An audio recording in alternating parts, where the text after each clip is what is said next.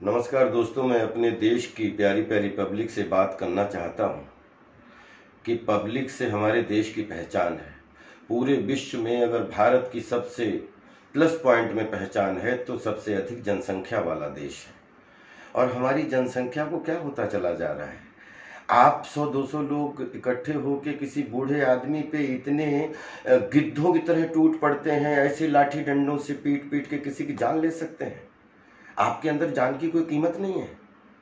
मत करिए ऐसा। खून से भी बड़ा रिश्ता होता है विश्वास का रिश्ता।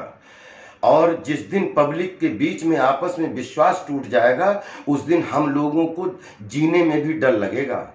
तो प्लीज आप भी जिए और दूसरों को भी जीने दें। आप 1% लोग नहीं हो जो पूरे भारतवर्ष को पूरी दुनिया के सामने झुका के शर्मसार कर देते हो। मत करो ऐसा। आप भी शर्मसार मत होइए और दूसरों को भी शर्मसार मत करिए। हमारा देश दुनिया का सर्वश्रेष्ठ देश है। इसकी पहचान को जिंदा बनाइए, जिंदा करिए।